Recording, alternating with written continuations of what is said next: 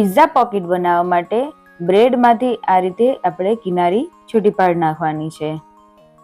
આ pizza pocket માટે ખાસ જરૂરી છે.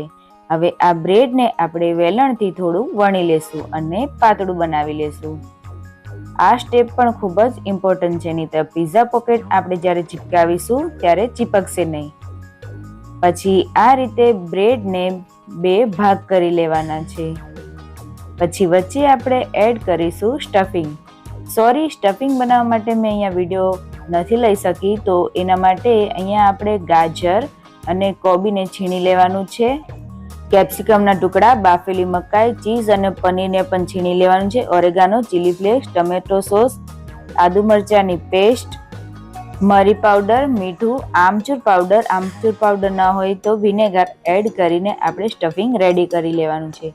પછી બ્રેડ વચ્ચે આપણે 2 ચમચી જેટલું સ્ટફિંગ એડ કરવાનું છે અને બ્રેડને ચારે બાજુ એના માટે મેંદાની જે સ્લરી આવે એ બનાવી ચારે બાજુ આ રીતે સ્લરી લગાડી લેવાની છે, જેથી બંને બાજુથી બ્રેડ આપણી ચીપકી જાય.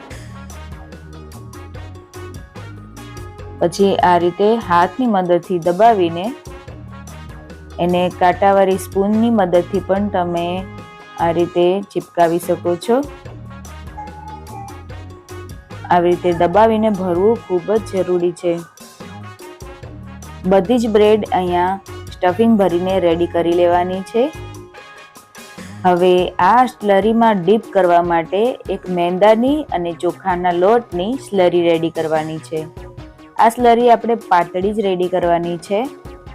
તો આમાં મેંદો અને ચોખાનો લોટ એડ કરવાથી આપણી પોકેટ પિઝા છે એ ક્રિસ્પી બનશે, એટલે ચોખાનો લોટ પણ જરૂરથી એડ કરજો.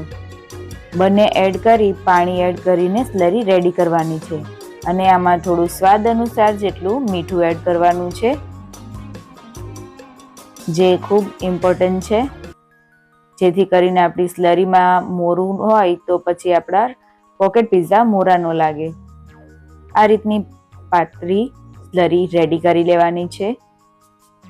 હવે બીજી બાજુ આપણે તેલ પણ ગરમ કરવા મૂકી દીધું છે. હવે આપણે જે બ્રેડ રેડી કરીને રાખી હતી તેને આ સ્લરીથી આપણે કોટ કરી લેવાનું છે. આ પોકેટ પિઝા ખાવામાં પણ ખૂબ જ ટેસ્ટી અને સારા લાગે છે અને ઓઇલી પણ જરા પણ નથી રહેતા. તો ક્યારેક બ્રેડ વધે તો આ રીતે તમે પોકેટ પિઝા જરૂરથી ટ્રાય કરજો અને ઓઇલી પણ નથી રહેતા અને બાળકોને લંચ બોક્સમાં કે પછી ડિનરમાં પણ બનાવી શકો છો.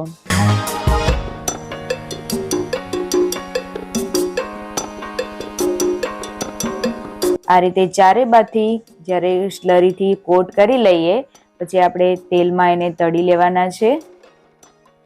અને આનાથી પણ ઇઝી રીત બતાવું તો તમે બીજી સ્ટફિંગ વાળું બ્રેડ લઈને આ રીતે ડાયરેક્ટ ડીપ કરીને પણ તળી શકો છો.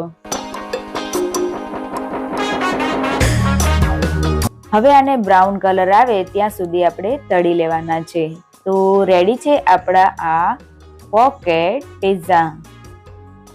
તો આ બ્રેડ પોકેટ પિઝા તમે આજની રેસીપી કેવી લાગી એ કમેન્ટ બોક્સમાં જરૂરથી જણાવજો અને જો ગમી હોય તો આગળ શેર કરજો અને હજુ સુધી ચેનલ સબસ્ક્રાઇબ ન કરી હોય તો સબસ્ક્રાઇબ કરી દેજો.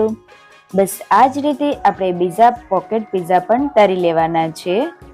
તો રેડી છે આપણા પોકેટ પિઝા. અને થોડી બ્રેડ વધી હતી એમાંથી બાળકો માટે એના માસીએ સ્માઇલી બનાવી દીધી હતી, તો એ પણ એ મજાથી ખાય છે. તો આ રીતે તમે પણ તમારા બાળકોને સોસ અને વચ્ચે ચીઝ લગાડીને સ્માઇલી જરૂરથી બનાવી દેજો. આપણે ફરી મળીશું નવી રેસીપી સાથે. ત્યાં સુધી હેપી રહો, હેલ્ધી રહો.